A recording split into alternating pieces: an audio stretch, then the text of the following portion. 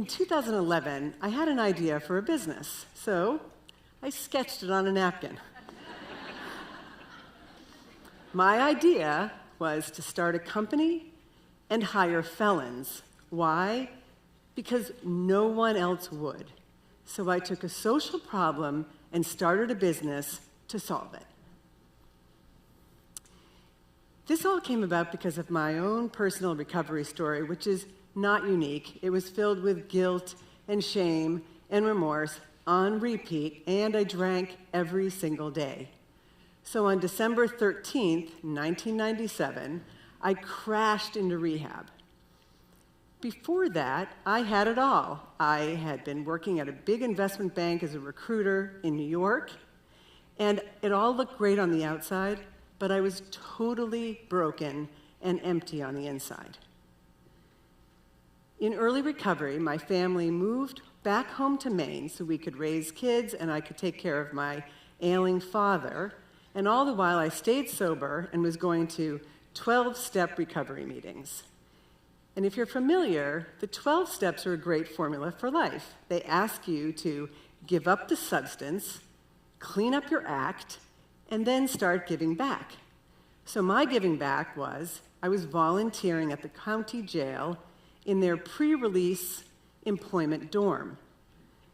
The inmates had worked really hard to prove themselves and earn a spot there, and they would work really hard outside of the jail while they were still incarcerated. But when they got out, no one would hire them. So it was just a matter of time before they would end up without a job and in the system again. So I thought, I have a recruiting background. What if I started a company and only hired felons? So there was a construction site up the road, so I knocked on the trailer door and I said, "Hello, do you guys need any help?" And they said, "We always need help." And I said, "Okay, I have an idea, I'll be right back." So now the rationale was clear. We had a supply of construction workers and we had a need for their work in the labor market. So the next thing is I needed to ask the sheriff for his permission. So I went to the sheriff and I said, "Hey, I have an idea. I would like to take all of the inmates from the pre-release dorm that want to do construction over to that construction site every day, bring them home in the evening, and I'll be the employer." And he looked at me, and I remember he laughed out loud and he said, "You are crazy." So, despite the risk, he put his confidence in me and the inmates and allowed me to do that. So we went off every day and I would bring them back in the evening. So I did it. I started a staffing company called MaineWorks, the first felon employment company in the world. Thank you. It dawned on me that these guys would be in my care and custody for the entire time while not in jail. But that's a different story. And we've had great success, I must say. So it all got started because I then would drive our family minivan to the jail every day, pick up the inmates, bring them to the job site, and then hurry back with them at the end of the day. And as word got out, more companies wanted to hire us, and more inmates wanted to work with us.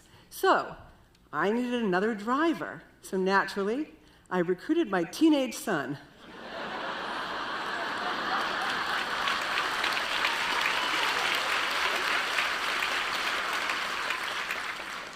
He was in high school at the time. Oh man. He also had just gotten a brand new subwoofer in his car, so it was blaring music. And then also that car was filled with really important connection and conversation, and that ride actually has remained the heartbeat of our company. The reality is, this is not about violent criminals. 80% of people who get arrested for behavior derivative of drugs and alcohol, and they can't afford to bail out. If any of you today happen to get arrested, you would probably be able to get bailed out immediately and also have the privilege of hiring a personal attorney who could erase or minimize your record. But people are in jail because of poverty and addiction, which creates a closed loop of crime and punishment. And then people are getting out of jail and prison, and they're asked to re-enter society, but they are totally blocked. Without a job, you can't get a house, you can't have any security, and your life is a dumpster fire. They also suffer insurmountable financial pressure. And so they need everything. They literally have nothing and need everything. So in 2017, my sister and I started a nonprofit called United Recovery Fund, and that is completely separate from our company. We were inspired by this woman on your left. She didn't have any teeth. She was an amazing worker. She worked on bridge highway projects, but she never smiled and always covered her mouth. And then we realized the drugs that she had been doing before her incarceration had devastated her mouth. So we raised the money to help her with the dental care and dentures that she needed to restore that beautiful smile.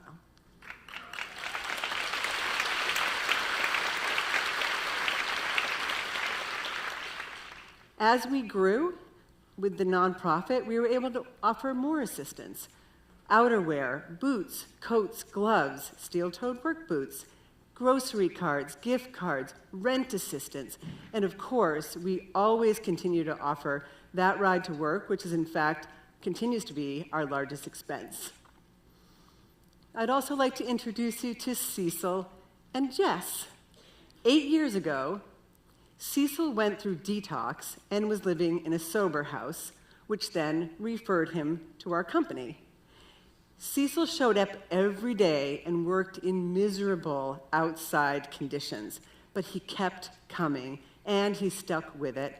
And lo and behold, Cecil actually had been a retail manager, so now, in fact, he runs our company.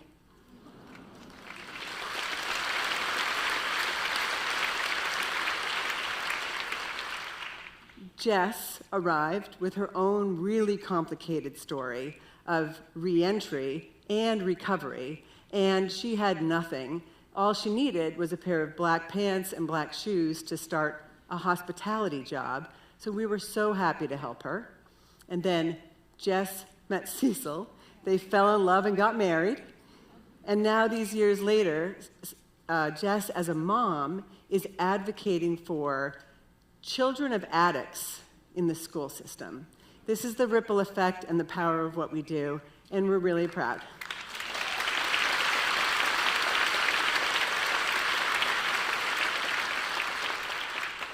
By the way, my son Jack, who was the driver, he went on to get his finance degree, and now he's the CFO of our company. Yay, Jack! Woo! All of the managers at our company came through our company. They all came as construction laborers in early recovery and reentry and worked their way every single day, and their real talent became evident, and then they started to run the company as a team, and it's wonderful. Since the substance use problem has become so prolific, jails have become de facto mental health crisis clinics, because most people in addiction have underlying mental health problems and challenges, or their addiction is brought on by some kind of pain or trauma. And as it turns out, you cannot punish pain. I feel it's really unbelievable to see that companies are now all rushing to hire people coming out of treatment and coming out of jail and prison. But let me be clear, this is not a hiring strategy, this is a human strategy. It's really difficult to employ people who are in a tangled mess in their lives. And we really feel that if they can come through our organization, they can actually really do well. Because recovery and reentry is not an event, it's a difficult process. And this is how it works. We receive referrals from treatment centers and jails and move people immediately into our safe and secure, sober home. And then we ask them, what do you need? Do you need glasses? Do you need help with money? Anything like that. And that's the evaluation period where we help them with exactly what they need in the moment. When they're ready, we offer them a full-time job. And we think that this contained system of housing, help, and employment is actually a perfect way to start a life again.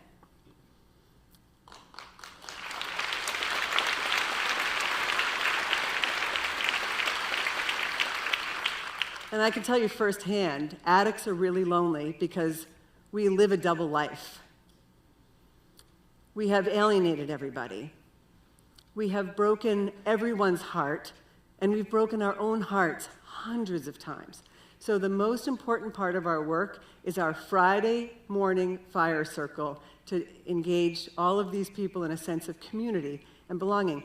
I started my morning at that fire circle this morning at 6 and before the rain. And I'm really proud of this because everybody shows up and needs a place to identify as their home, really. And then 2 weeks ago,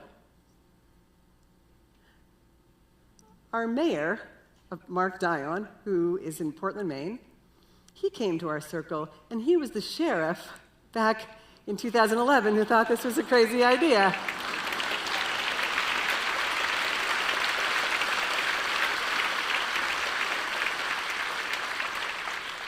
Together, we are helping people replace jails and drugs with hope and a career, one job, one ride, one second chance at a time.